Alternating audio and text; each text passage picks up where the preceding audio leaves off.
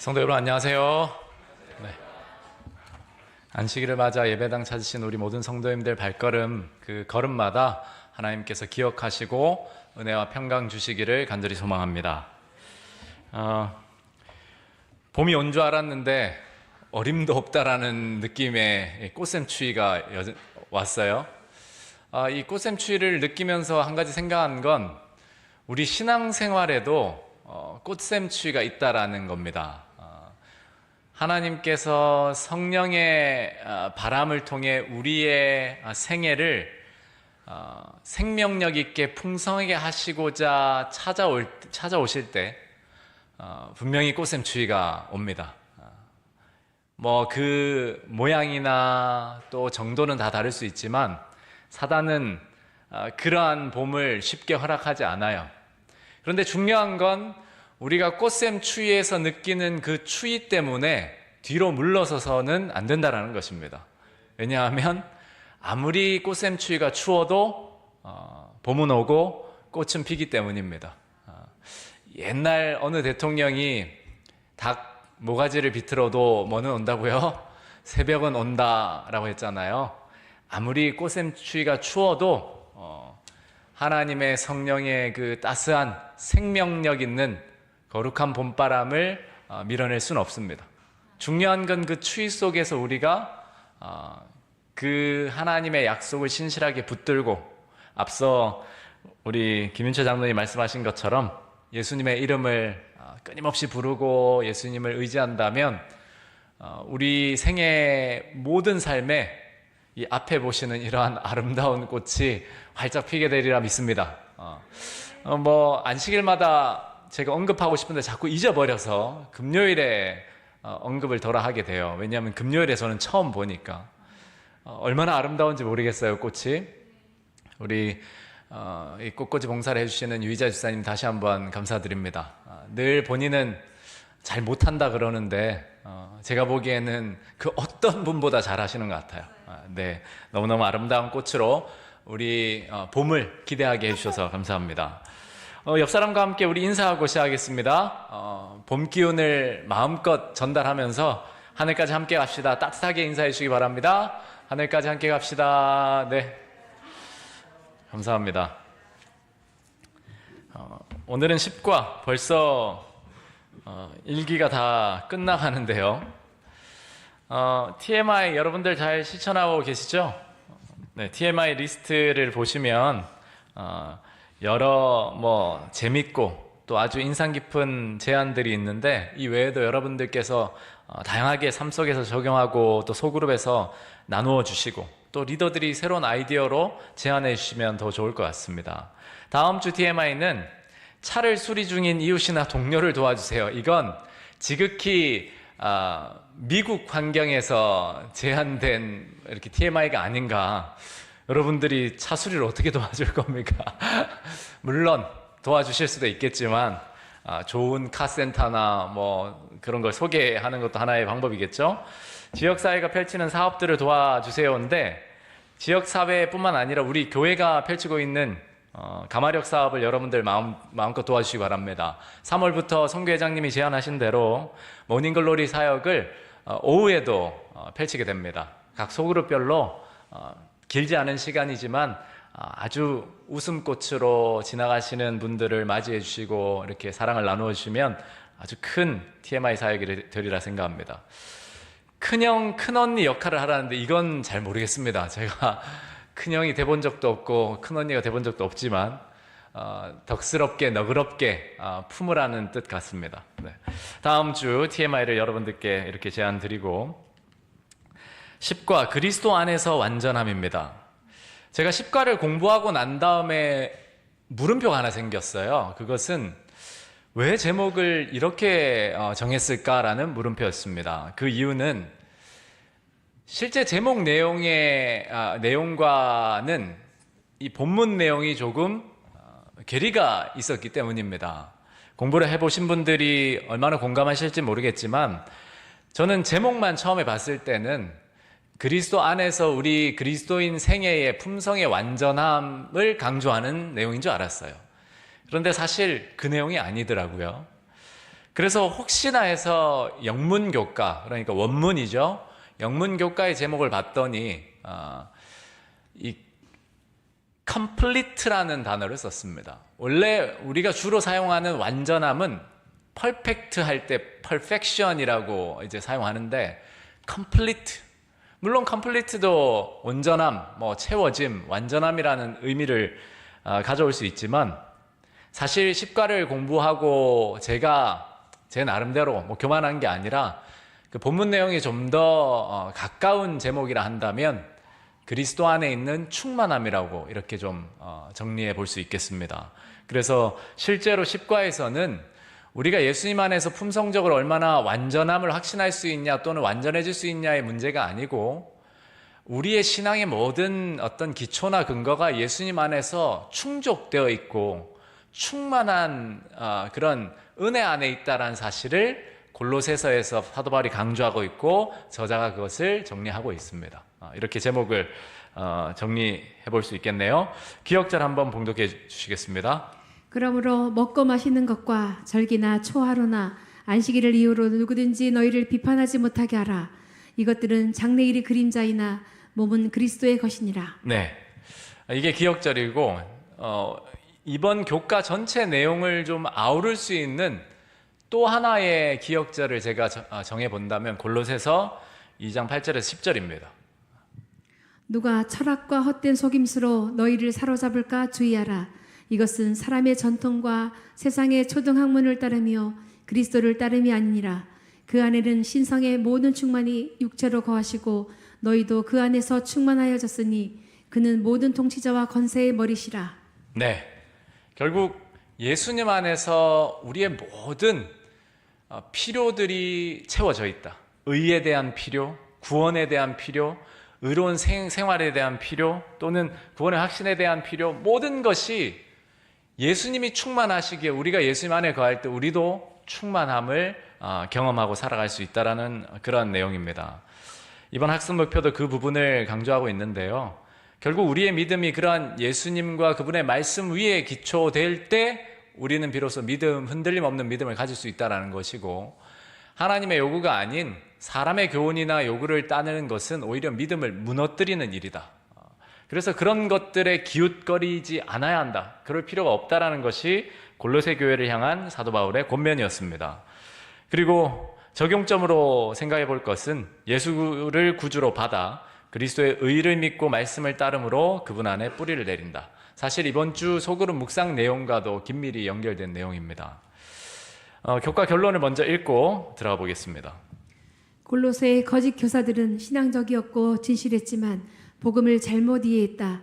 믿음이 성경적 기초 위에 세워질 때 거짓 교사의 오류로부터 교회를 보호할 수 있다. 우리는 그리스도를 구주로 받아들이고 말씀에 따라 삶을 정립하여 그리스도 안에 뿌리 내려야 한다. 하나님의 요구가 아닌 사람의 요구를 따르는 것은 믿음을 향상시키기보다 부담이 되었다. 바울은 할례를 포함한 의식법 등을 염려할 필요가 없음을 강조했다. 그것은 유대인 그리스도인이 골로새에 강요했던 예수의 사역을 가리키는 의식법과 절기의 폐지에 대한 것이며 십계명과 안식일은 없어질 그림자가 아니다. 네, 여기에서 골로새 교회의 문제가 뒤에도 살펴보겠지만 거짓 교사들이 교회를 시끄럽게 하고 흔들고 있었다라는 건데, 여기 내용을 보면 아시겠지만 거짓 교사들이 어떤 사람들이었다고요?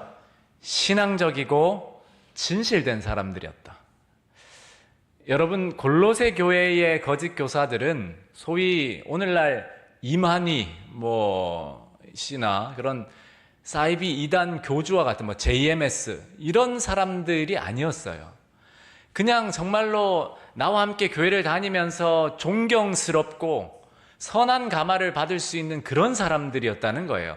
물론 다는 아니겠지만 실제로 골로새의 거짓 교사들이 왜 위험했냐면 신앙적이고 진실한 사람들이었기 때문입니다. 물론 이 말에 어폐가 있을 수 있겠죠. 어떻게 신앙적인데 진실할 수 있냐? 우리가 생각할 때 외부 사람들이 다 그렇게 이야기하진 않지만 재림교인들 참 양심적이라는 소리를 일반적으로 해요. 재림교인을 겪어본 사람들은. 그런데 재림교회 교인들보다 더 양심적이라고 지금은 모르겠습니다. 그러나 더 양심적이고 신실하다라고 평가받는 기독교 공동체라고 하기엔 좀 벗어났지만 있어요. 어딜까요? 여호와의 증인입니다. 여러분 혹시 만나보셨습니까? 물론 논쟁으로 만나면 서로 얼굴을 붉히게 될 만큼 강대강일 수 있겠지만 정말로 양심적으로 살고, 다는 아니겠죠. 우리도 예외들이 있으니까. 그런데 주로 보편적으로 사람들이 정말 착해요. 그런데 문제는 복음을 잘못 이해하고 있다는 데 있어요.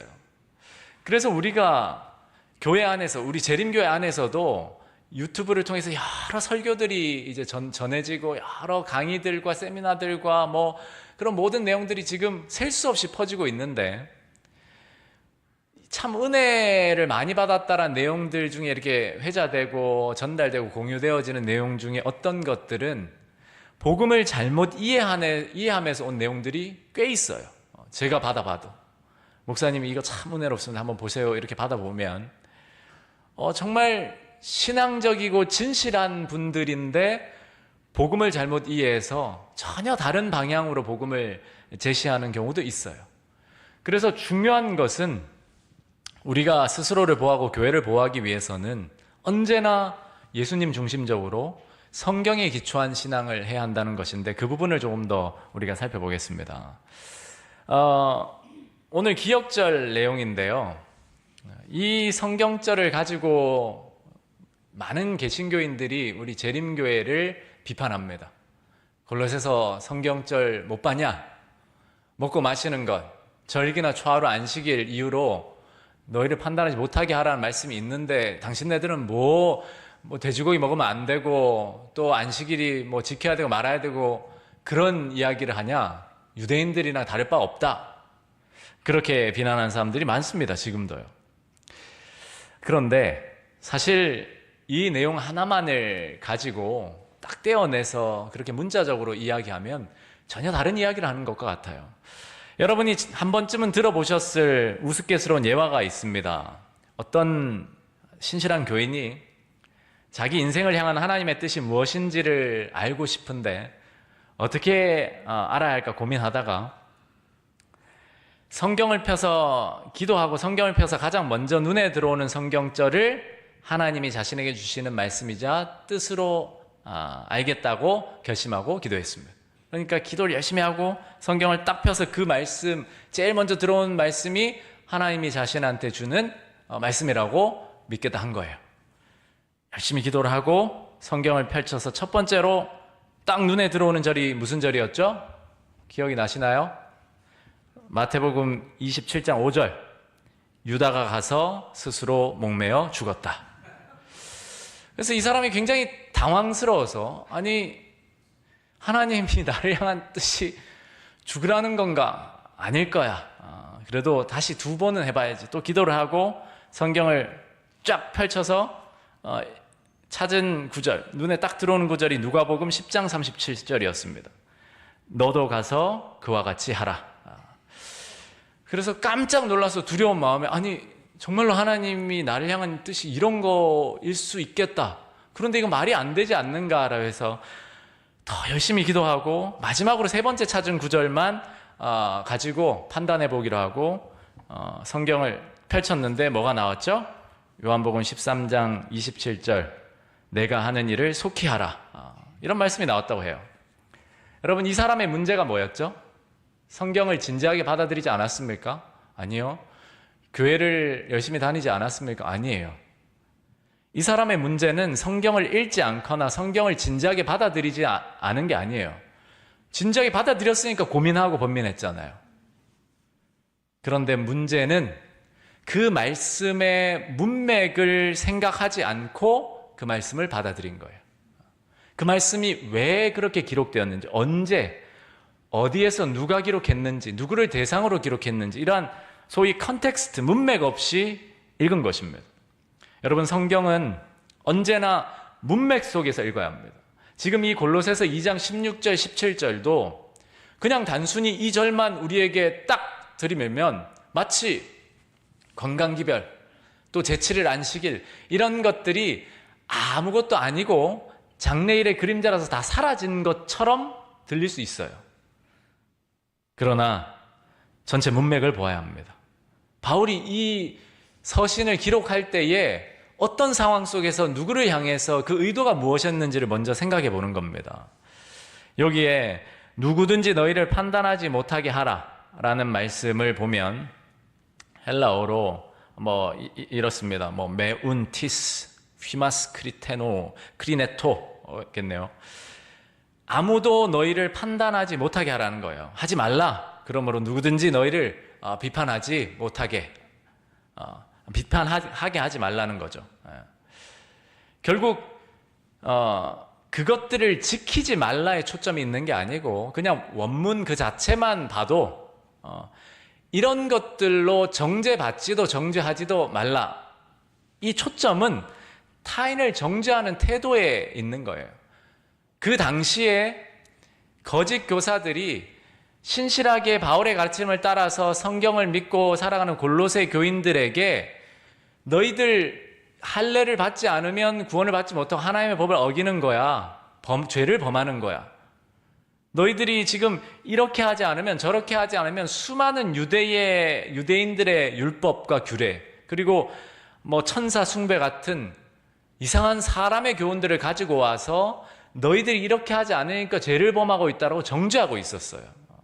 먹고 마시는 것도 마찬가지입니다. 차례대로 좀 빠르게 분석해 보면 골로새서 2장 16, 17절에 나오는 먹고 마시는 것은 일반적으로 그냥 우리가 먹고 마시는 음식을 이야기하는 것이 아니라 이 용어 자체가 제사를 드릴 때 바치는 제사, 그러니까 율법, 레위기에 나오는 그 의식적 음식 규례의 음식을 가리키는 용어였습니다. 관용어였어요. 그러니까 바울이 이 용어를 쓸 때에는 무엇을 생각하고 있었냐면 유대인의 규례를 강조하는 그 거짓 교사들의 가르침을 생각하고 그거 아니야라고 가르치고 있었던 거예요. 일반적인 건강 법칙, 건강한 음식을 먹는 것 또는 식사를 하고 안 하고 금식의 문제를 다루는 것이 아니고 유대인들의 규례나 또는 사람의 교훈을 따라서 의식적인 그런 율법을 강조하고 강요하고 또 정죄하는 것을 비판하고 있었던 겁니다. 그리고 이어서 나오는 우리 앞서 이 절기, 초하루, 안식일이라는 이 용어, 먹고 마시는 것과 절기나 초하루나 안식일, 이 표현은 다 제사제도, 구약의 제사제도의 그 관용어들이었어요. 여기 보면 절기는 연간에 1년 동안 유대인들이 지켜야 되는 제사 제도였습니다. 그리고 초하루는 월마다 지켜야 되는 제사 율법이었고, 그리고 안식일은 여기 이제 사바톤이라는 이 안식일은 복수를 의미하는데 단수든 복수든 이 문맥상 이야기하는 것은 제7일 안식일, 일곱째 날 안식일을 말하는 것이 아니라 제사 제도에 속해 있는 절기 안식일을 뜻하는 것이었어요. 유대인들의 절기에 이를테면 늘 쉬어야 되는 안식일들이 포함된 절기들이 있었거든요. 그런 절기들을 가리키는 말이었습니다. 그래서 유대인의 율법에 나오는 성전 제사 체계를 가리키는 관용적인 표현이었어요. 그래서 이런 것들로 너희를 비판하지 못하게 하라라고 바울이 권면한 겁니다.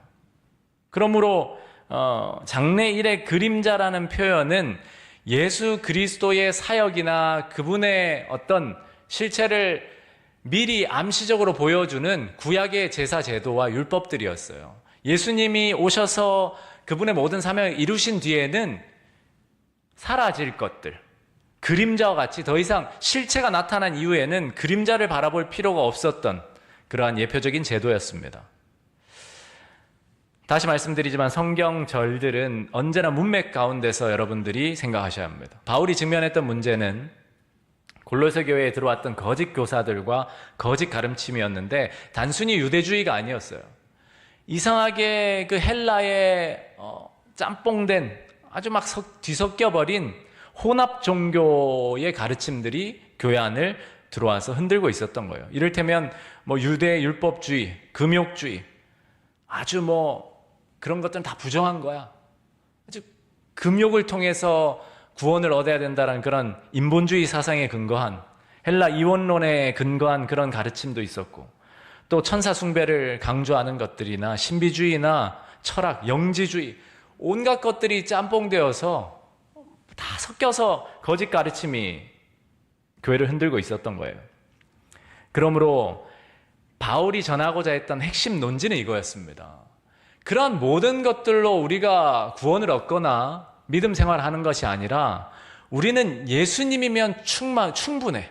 예수님 안에는 모든 것이 충족되는 의가 있고 충분성이 다 갖춰져 있다라는 것을 바울이 강조하길 원했던 거예요. 그게 골로새서입니다. 그래서 너희들이 얻은 구원은 그리스도 안에서 온전하고 예수 안에 있을 때 그렇게 지켜질 수 있고 예수님으로 충만함 가운데 구원을 이루어갈 수 있다. 또 이룬다. 얻었다. 그것을 바울이 강조했던 거예요. 그러니까 골로새서 2장 16, 17절에 이 모든 것들은 그저 율법 자체가 악하거나 율법 자체를 아예 지키지 말아야 된다가 아니라 그 율법을 통해서 구원을 얻으려고 하는 그 율법주의적인 시도들이나 가르침들을 경계하고 경고했던 겁니다. 이미 여러분들이 아시는 것처럼 의식법과 도덕적인 율법이 성경에 나와요. 의식법이라는 것은 제사제도와 관계된 예수 그리스도를 예표하는 구약의 절기들이나 규례들, 그런 모든 것들이었어요. 그것의 목적은 예배자로 하여금, 제사에 참여하는 자로 하여금 예수 그리스도를 생각할 수 있도록, 가리키도록 그분에게 이끌어주는 하나의 수단이었어요. 그러나 예수님이 오신 이후로부터는 누구든지 마치 휘장이 위에서부터 아래로 쫙 갈라지고 누구든지 담대히 하나님께 나아갈 수 있는 그런 담력을 얻었듯이 예수님과 나와의 관계가 직접적으로 연결될 수 있는 시대에는 이 모든 의식법이나 제사제도가 강제사항이 아니었던 겁니다. 그러니까 유대인으로서 이런 절기들을 지켜갈 수는 있죠. 하나의 마치 우리가 설날을 보내고 추석을 보내듯이 유대의 절기로서 그냥 그렇게 민족적인 절기로서 지키는 것을 사도 바울이 금지시키거나 반대하지 않았어요. 다만 그걸 지켜야 구원을 얻는다라고 강조하는 거짓 가르침을 경고했던 겁니다. 그러나 도덕율법 10계명은 달랐어요. 10계명은 예수님을 가리키는 그림자가 아니라 창조 때부터 아담과 하와가 죄를 범하기 전부터 하나님의 품성을 나타내고 하나님의 선하신 뜻을 나타낼 수 있는 거룩한 율법이자 도덕법이었습니다.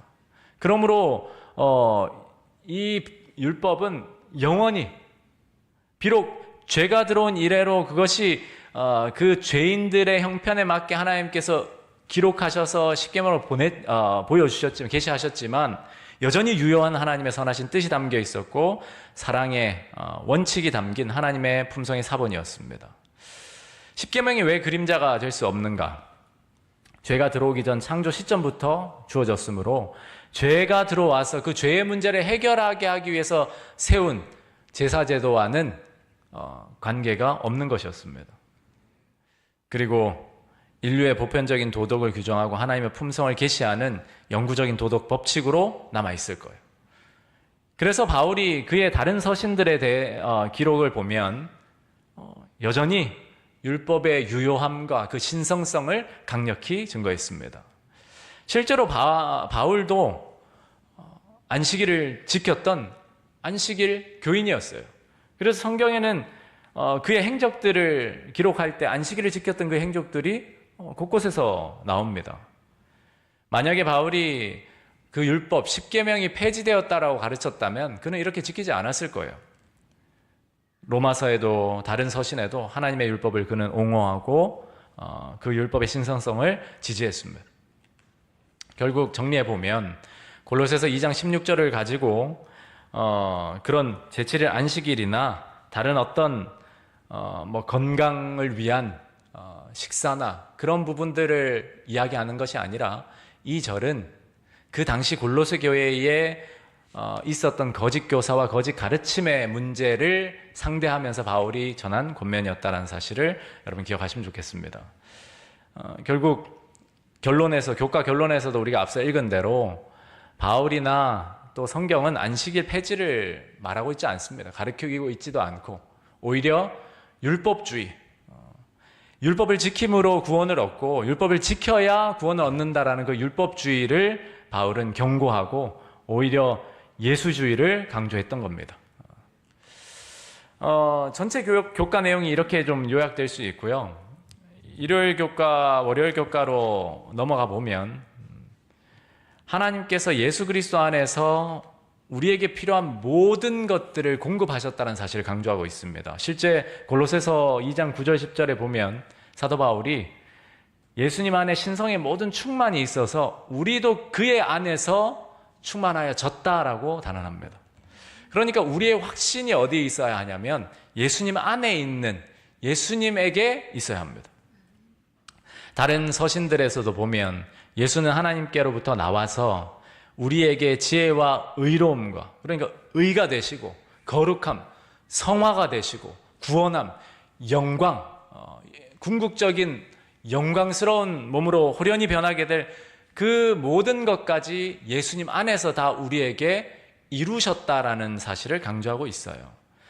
다시 말해서 우리가 예수님 안에 있다면 우리는 그 모든 것들을 이미 가진 사람들이고 그 안에 있을 때 하나님께서 그 약속들을 이루어 가신다라는 거룩한 약속과도 같습니다.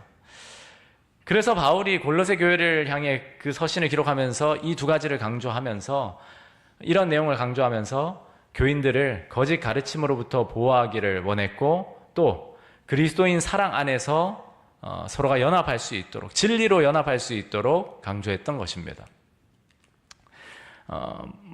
이 부분은 좀 넘어가겠습니다. 바울이 결국 교회의 질서를 지켜나가길 원했고 그래서 어떤 바울이 교회 질서를 무시하거나 그랬던 사람이 아니라 오히려 질서가 얼마나 중요한지를 강조했다는 사실을 우리 일요일 주제에서 또 밝히고 있습니다. 이어서 내용들을 앞서 다룬 내용들의 반복인데요. 교리적인 내용들이지만 바울이 결국 모든 의문에 쓴 증서를 지우시고 또 율법을 마치 폐기한 것처럼 그렇게 가르치는 거짓 가르침에 대해서 오늘 이번 교과의 저자가 변증하고 있는 겁니다.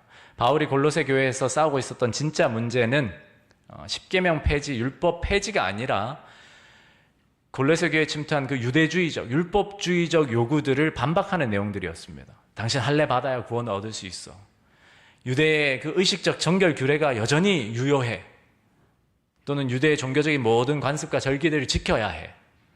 그런 모든 것들에 대해서 참된 할례가 마음의 할례임을 강조하고 사도 바울이 예수 안에서 얻는 충만성을 밝히고 있었던 것입니다.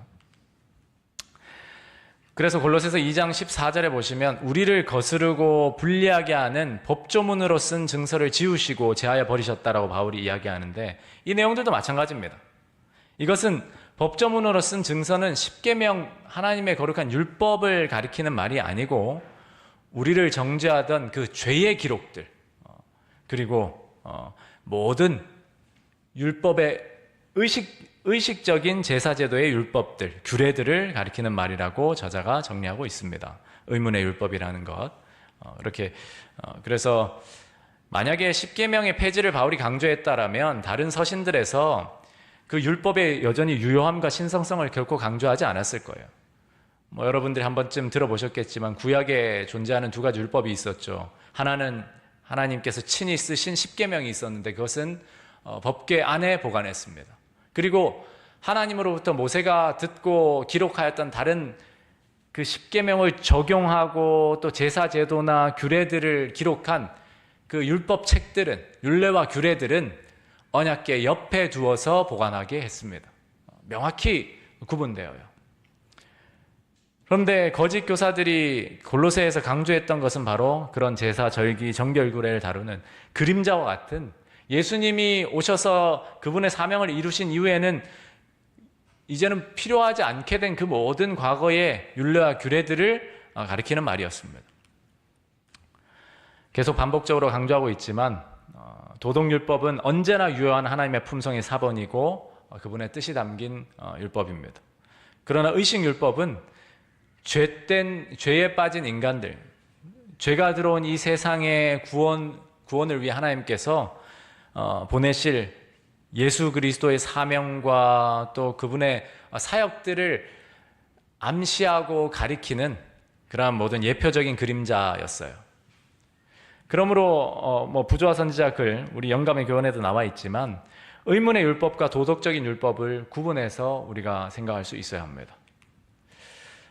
이제 좀 정리해 보면 이번 교과 골로새서 2장에서 우리가 배울 수 있는 핵심적인 4가지 교훈은 결국 참된 할례, 육체가 아닌 우리의 마음의 변화라는 거예요. 그저 어떤 겉으로 드러난 행위를 바꿈으로써 구원을 얻을 수 있는 것이 아니라 우리의 마음을 변화시키시는 예수님과 그분의 성령을 통한 그런 마음의 변화가 중요하다라는 것과, 또 여기는 이제 세례라고 번역됐는데 침례는 그리스도의 죽음과 부활에 동참하는 것이고, 참된 용서, 십자가는 우리의 정죄받은 죄의 길을 완벽히 제거한 것이고, 참된 자유, 이방인 신자들은 더 이상 유대 의식 규례에 얽매일 필요가 없다라는 것이 바울의 권면이었습니다. 결국 골로새서 2장에서 바울이 골로새 교인들에게 전하고자 했던 것은 그리스도를 예표하던 의식 규례와 그들을 얽매던 죄의 정죄의 기록이 그리스도 안에서 다 사라지고 오직 예수 안에서 충만함을 얻을 수 있다는 사실을 강조한 겁니다. 그러므로 정리해보면 신앙은 무엇을 더하는 것이 아니라 중심을 붙드는 것이라고 할 수 있습니다. 우리의 신앙은 어떤 사람의 행위들을 더 덧붙여서 의를 이루어가는 것들이 아니고 예수 그리스도 안에 거하고 그분을 붙들므로 의를 충족시킴을 받는 겁니다. 그래서 우리 스스로 날마다 물어야 할 질문은 내가 충분히 종교적인가가 아니라 내가 오늘도 예수님 안에 거하고 있는가라는 질문이에요. 이렇게 볼 때 이번 교과를 통해 우리가 실천해야 할 2가지가 있습니다. 첫째는 사람의 기준에 흔들리는 신앙에서 벗어나서 말씀에 기초한 신앙생활을 고수하는 것이고, 다른 사람을 쉽게 판단하는 태도를 내려놓고 그리스도 안에서 연합하며 함께 성장해 나가는 것이 골로새서 2장 오늘 이번 교과의 본문을 공부하는 우리의 적용점이라고 생각할 수 있습니다. 끝으로 여러분들께 또 여러분들의 오늘날 삶 속에서 좀 적용해 볼 법한 내용들을 언급해 보면, 요즘 전쟁 뉴스들이 많이 나타나죠. 그 전쟁 뉴스와 함께 유튜브에 보시면 재림교회 안에 예언을 가르치시는 많은 분들이 예수님의 재림이 가까움을 많이 강조하고 있습니다. 저는 이것을 부정하지도 않고 또 그것에 전적으로 동의합니다. 예수님의 재림이 가까우면 가까울수록 전쟁은 더 많이 일어나게 돼 있다라고 우리는 알고 있어요. 그러므로 이런 일들이 일어나는 것을 보면 우리는 일어나 머리를 들고 깨어나야 합니다. 그렇죠? 그럼에도 그 가르침들이 정말로 성경에 근거한 것인지를 분별할 수 있는 그런 능력들을 우리가 길러야 합니다. 최근에 2027년과 2031년 사이에 예수님이 오신다라는 그러한 가르침이 재림교회 안에 많이 퍼지고 있어요. 그 내용들을 가르치는 사람들이 아주 재림교회를 떠난 분들도 아니고 재림교회 열심으로 신실하게 이렇게 선교를 하고 봉사를 하고 교회를 다니시는 분들 중에 그렇게 가르치는 분들이 있어요. 여러분, 예수님이 2031년에 오시면 좋겠습니까? 네, 좋을 것 같아요. 일찍 오시면. 그 2031년이라는 기준은 성경이 전체 세상의 역사를 6,000년으로 암시하고 있다. 그래서 예수님이 부활하시고 승천하신 해가 언제죠? 31년이에요. 그러므로 그때로부터 2000년이 지나면 그 다음에 맞이하는 천년기가 바로 전체 7,000년 역사를 완성한다. 이렇게 가르치는 거예요. 그러면서 굉장히 세부적인 코테이션들을 많이 달아요. 성경과 예언의 시를 근거로. 여러분, 그러나 우리가 이번 교과를 통해서 기억해야 할 사실은 그러한 시간표보다 우리가 오늘 이 시간에 예수님 안에 거하고 있는가에 먼저 집중해야 합니다. 아무리 여러분들이 시간표를 알아도 예수님 안에 거하는 삶에 여러분들이 익숙하지 않으면 아무 소용이 없습니다. 베드로와 유다의 결정적인 차이는 그들의 운명의 시간표를 알고 모르고 있었던 것이 아니에요. 오히려 유다는 그의 운명을 자신이 나름대로 생각하고 그려왔어요. 더 이상 자기는 용서받을 수 없을 거야. 근데 베드로는 그렇게 생각했던 것이 아니라 예수님 안에 거하는 쪽으로 집중했어요. 그래서 예수님과 함께 기도했던 곳으로 달려갔고, 유다는 자신 스스로 그 문제를 해결해 보려 했다가 나무에 스스로 목을 매달고 죽은 거예요. 여러분, 우리에게 필요한 것은, 재림이 가까우면 가까울수록 우리에게 필요한 것은 예수님 안에 거하는 삶의 중요성입니다. 중심을 붙드는 것, 예수님 안에 거하는 것. 어쩌면 골로새 교회에 보낸 이 서신이 오늘날 우리에게도 여전히 유효한 것은 사람의 다양한 가르침과 교훈 때문에 흔들리고 있는 우리 신앙생활을 향해서 하나님께서 보내신 편지라고 생각합니다. 예수님 안에서 모든 것이 충만하고 충족된다는 사실을 기억하고, 예수님의 재림이 가까우면 가까울수록 우리가 집중해야 하는 것은 예수님을 꼭 붙잡는 겁니다. 무언가를 덧붙이는 것이 아니라 그 중심을 꼭 잡는 것. 저는 우리 새천사 가족들이 그러한 신앙의 본질을 놓치지 않고 함께 연합하여 믿음의 선한 싸움을 싸워나가게 되기를 간절히 소망합니다. 교과 결론을 다시 읽고 마치겠습니다. 골로새 거짓 교사들은 신앙적이었고 진실했지만 복음을 잘못 이해했다. 믿음이 성경적 기초 위에 세워질 때 거짓 교사의 오류로부터 교회를 보호할 수 있다. 우리는 그리스도를 구주로 받아들이고 말씀에 따라 삶을 정립하여 그리스도 안에 뿌리 내려야 한다. 하나님의 요구가 아닌 사람의 요구를 따르는 것은 믿음을 향상시키기보다 부담이 되었다. 바울은 할례를 포함한 의식법 등 염려할 필요가 없음을 강조했다. 그것은 유대인 그리스도인이 골로새에 강요했던 예수의 사역을 가리키는 의식법과 절기의 폐지에 대한 것이며, 십계명과 안식일은 없어질 그림자가 아니다. 아멘. 우리 곁에 있는 두 분 혹은 세 분씩 앞에 세 가지 질문 중에 하나를 가지고 함께 말씀의 은혜를 겉면을 또 나누도록 하겠습니다. 앞에 세 가지 질문 중에 하나를 약 한 3분 정도 시간 속에서 여러분들의 경험이나 생각을 나눠주시고 또 서로 결심하는 시간을 갖겠습니다.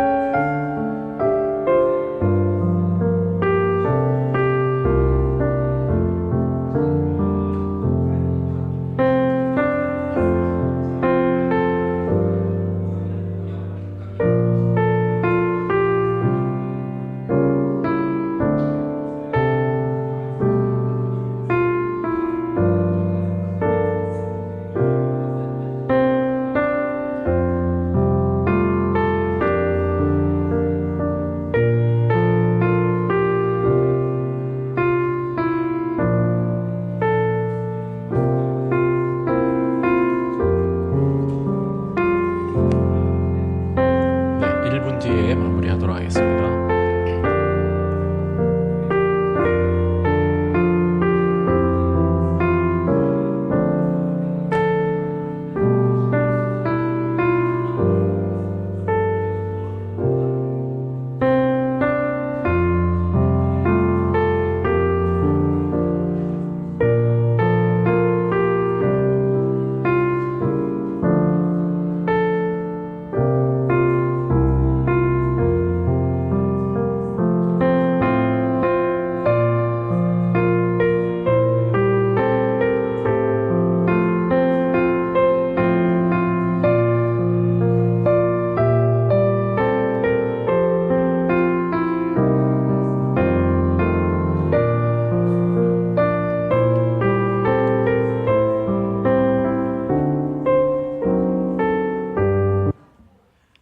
네, 이제 마무리하도록 하겠습니다. 제가 기도하고 모든 예배를 마치겠습니다. 하나님 아버지, 우리에게 예수님을 보내주셔서 우리의 모든 필요와 우리의 모든 소원이 만족되고 충족될 수 있게 하시니 감사드립니다. 우리의 충만한 되시는 예수님을 떠나지 않는 법을 배우게 하시고 예수님 안에 거하는 믿음의 사람들로 세워질 수 있도록 늘 우리를 가르쳐 주시고 도와주시옵소서. 골로새 교회의 그 거짓 가르침들 가운데서 바울이 예수 그리스도를 높이고 교인들로 하여금 예수님 안에 거하도록 예수님으로 만족하도록 가르쳤던 그 가르침이 오늘 여전히 우리에게도 유효함을 믿습니다. 재림이 가까움을 보면 볼수록 흔들리는 신앙이 아니라 예수님 안에서 굳건해지는 믿음을 가질 수 있도록 도와주시고 재림의 때에 우리가 서로를 깨우고 서로 예수님께 거하도록 독려하고 연합하여 의를 이루는 하나님의 선한 자녀들 또 거룩한 백성 되게 하여 주시옵소서. 예수님 이름으로 기도합니다.